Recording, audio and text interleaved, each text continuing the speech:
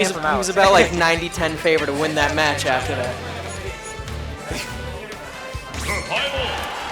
That 18% lead putting him in incredible position to take the game, but unfortunately there was just that one extra stock. 3, 2, 1, so Lucas versus Sonic. I imagine this wouldn't be too fun for Lucas just because his zoning is punishable with good speed, so Sonic can cover some bad PK fires, and his frame data isn't really quite up to par to counter Sonic too much. Yeah, I think, what's his fastest normal, like, down tilt? Yeah, probably. And his, I would assume either, like, forward air or... gets the lock, though. Yep, again, Lucas bread and butter coming out, but not able to keep it going. I shouldn't be impressed when I see that. I think it's just because whenever he goes honestly, for it on I tried to...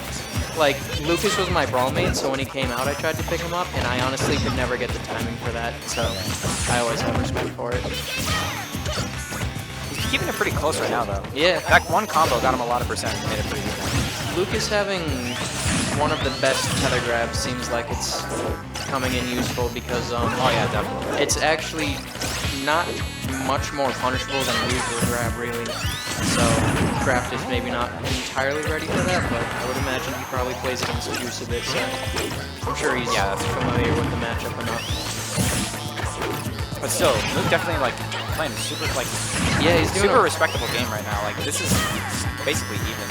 Finding his hits well, not really. I mean, if he gets a grab, is that it? Maybe with this rage, but certainly before 100, I would expect the down throw upper to start working. Good pickup. And now without rage, it's probably not going to work. Yeah. I like the spin dash to just sort of cover whatever drift Lucas tries to go for, because a lot of the times when someone whips an up B, you'll see someone try to charge a smash where they think they'll land, and they just get mixed up on the drift and miss their punish. So it was nice to see Craftis pick something a lot more fluid that he could react to whatever move was going. Yeah, I never see Craftis really get caught on it. It's really good. Wow. So he went for this isn't Ness, but Lucas does have a pretty high knockback hitbox at the very beginning of his up B, so that can catch people off guard. I like the homing attack to try and catch Mook, trying to punish him as soon as he jumps out of the side B. It's that sort of, the term I call it is artificial timing mix-up, where you're not so much pressing a button later, but you're pressing a button that'll come out later. Yeah, I get that. Definitely a good mix-up. That was looking to be a great angle for the Lucas up B, but unfortunately it's just a really bad position where it's more or less that same spot as Fox when he's got up B down there, where it's like you can always reach, but probably I'd say worse than Fox. Yeah. Actually, no, because his up B hitbox is really big, so it's hard to hit out of it, but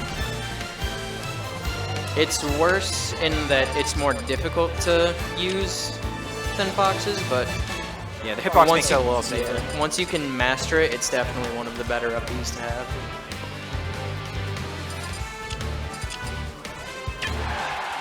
Are you trying to get that chat up? Okay. You can pop it out. I can show you how to do that after this set.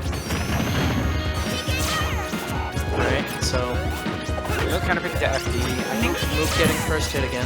Let's see if he can make good on his comms from earlier. So I guess the idea of this stage, I'm not super familiar with like Lucas picks, but I'm assuming it just gives you more room to zone and makes it like harder to escape grabs at the platforms. Yeah, but I feel like Lucas is really good on this too. I feel like Lucas's zoning doesn't really get like hindered too much by the presence of platforms, just because it's not like, you know, Villagers where you throw out that Lloyd and then you just have that space covered for a great period of time to sort of capitalize on. Yeah. It's just sort of, you throw out the PK fire and the person either shields it or jumps over it. No matter what, you can't really do much after that.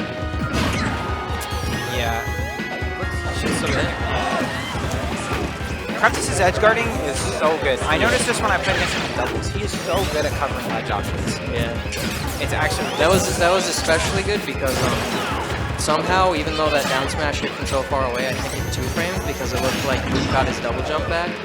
So for him to still be ready to cover once he got all those options back was pretty impressive.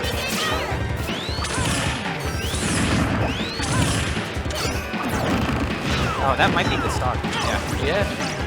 Mook keeping it respectable.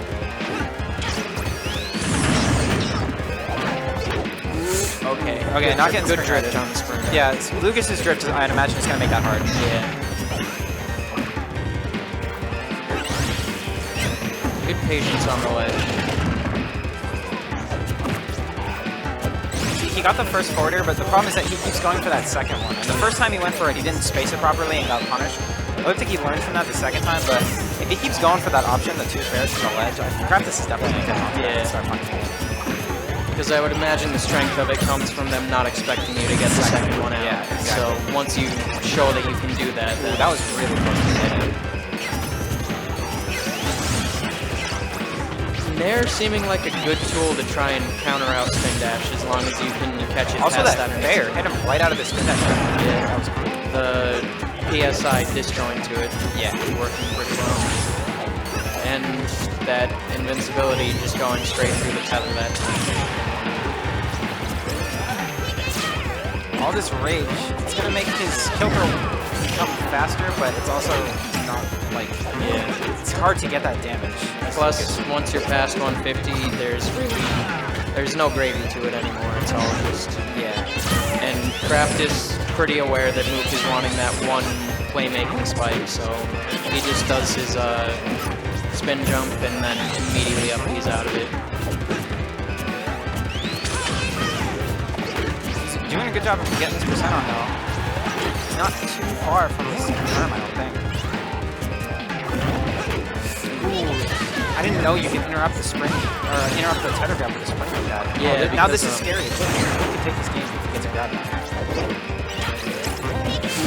I like the option because it stays out. Oh no, that's gonna be it. Yeah. I do like the option because it stays out so long to threaten the Sonic recovery. Yeah. Much better than back air, which you just have to sort of pinpoint, but unfortunately. Okay. I'm going to be playing Did a little DM, too low. so that's it for me.